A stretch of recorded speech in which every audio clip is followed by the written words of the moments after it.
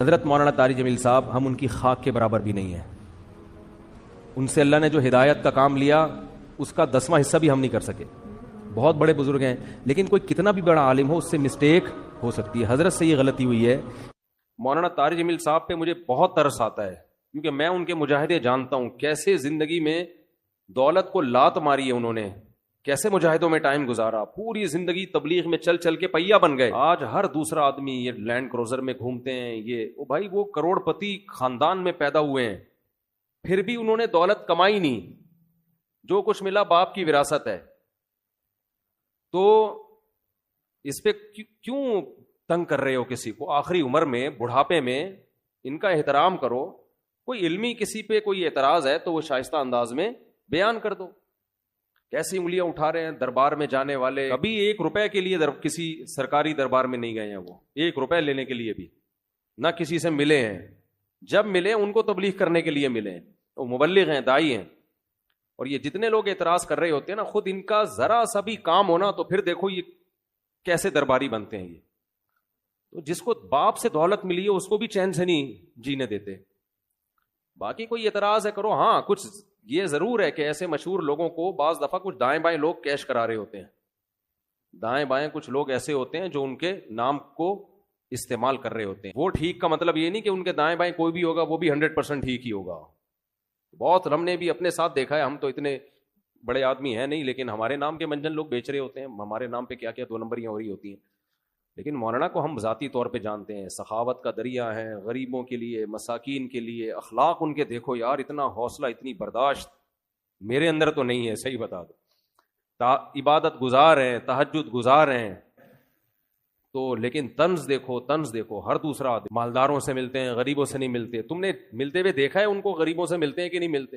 ان کی ویڈیوز آ جاتی ہیں جب دولت مندوں سے مل رہے ہوتے ہیں. ٹماٹر والے سے ملتے ہیں تو کوئی ویڈیو نہیں بنا رہا ہوتا، کیونکہ پروگراموں میں ویڈیوز بنتی ہے نا، ہر جگہ تھوڑی ویڈیو بنتی ہے.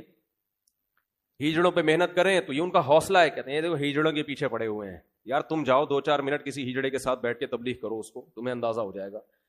تو بس کر دو منفی باتیں پھیلانا. پتہ ہے یہ منفیت بار بار، وہ بھی برا، وہ بھی برا، وہ بھی برا، وہ بھی ایسا، سب خراب ہیں، یہ صحیح ہیں 4-6 آدمی بس دنیا میں جو کمنٹس کر رہے ہوتے ہیں نیچے. منفی سوچتے رہنے سے نا انسان ڈپریشن کا ڈبہ بنتا ہے اور تھوڑے دنوں میں اپنی موت خود ہی مر جاتا ہے. مثبت سوچنا سیکھو، پازیٹیو سوچنا سیکھو. سمجھتے ہو وہ انٹرویو لیا نا ان سے پوڈ کاسٹ میں کہ آپ تو سادگی کی تعلیم دیتے ہیں اور خود آپ گاڑیوں میں گھومتے ہیں. تو سلیمان علیہ السلام سادگی کی تعلیم دیتے تھے کہ نہیں دیتے تھے؟ ان کا ہم واقعہ سن رہے ہیں. اور ایسا عرش رکھا ہوا تھا، آگے آ رہا ہے، ایسا تخت، لگژری تخت تھا کہ آپ کی سوچ جہاں ختم ہوتی ہے وہاں سے سلیمان علیہ السلام کا تخت شروع ہوتا ہے. تو دولت رکھنا سادگی کے خلاف نہیں ہے. سمجھتے ہو کہ نہیں سمجھتے؟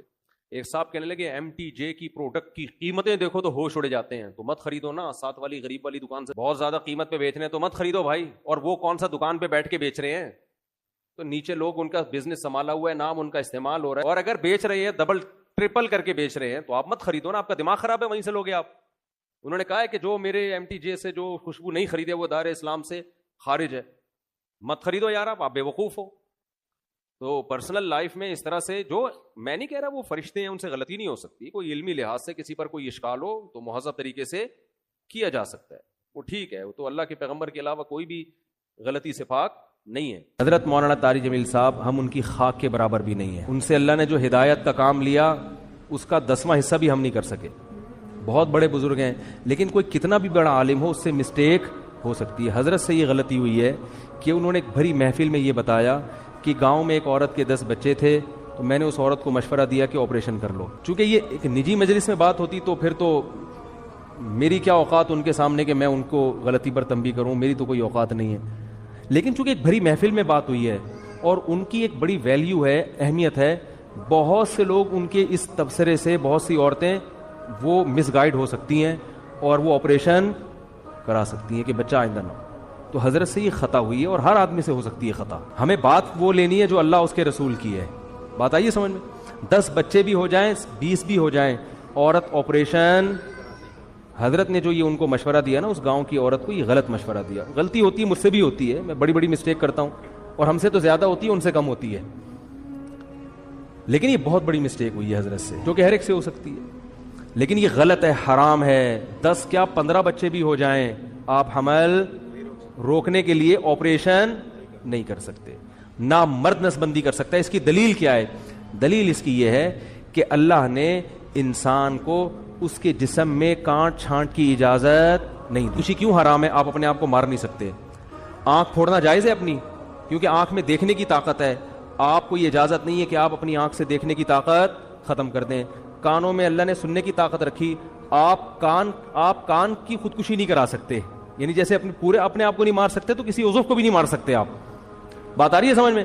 تو اسی طرح یاد رکھو، عورت میں جو اللہ نے قوت تولید رکھی ہے، کوئی ایسا طریقہ اختیار کرنا کہ یہ سرے سے قوت ہی ختم ہو جائے، تو عورت نے اپنے اس عضو کو ناکارہ بنا دیا۔ تو جیسے آنکھ کو اندھا بننا جائز نہیں آپ کے لیے، ناک کاٹنا کان کاٹنا جائز نہیں، تو اسی طرح عورت کے لیے قوت تولید ختم کرنا حرام ہے، کیونکہ یہ قرآن کے بالکل خلاف ہے۔ قرآن میں آتا ہے کہ شیطان نے یہ کہا کہ میں ان کو حکم دوں گا فَلَا يُغَيِّرُنَّ خَلْقَ اللَّهِ، اللہ یہ اتنے باغی ہو جائیں گے کہ تیری بنائی ہوئی تخلیق کو تبدیل کرنے شروع کر دیں گے۔ یہ یعنی تو نے جو جس ڈیزائن میں پیدا کیا ہوگا نا، اس تخلیق کو کیا کر دیں گے یہ۔ تو عورت میں اللہ نے تولید کی صلاحیت رکھی ہے، عورت وقتی طور پر حمل روکنے کی تدبیر اختیار کر سکتی ہے کسی ضرورت سے، جیسے صحابہ بھی کرتے تھے، لیکن قوت تولید کو کسی قیمت پہ ختم نہیں کر سکتی۔ یہ پھر اللہ کی بنائی ہوئی تخلیق کو کیا ہے، اور یہ سب کے نزدیک حرام۔ دیوبندی بھی علماء بھی حرام کہتے ہیں، بریلوی علماء بھی حرام کہتے ہیں، اہل حدیث بھی اس کو حرام کہتے ہیں، کہیں سے بھی فتویٰ لے لو، عرب علماء بھی حرام کہتے ہیں، عجم بھی حرام کہتے ہیں، جامع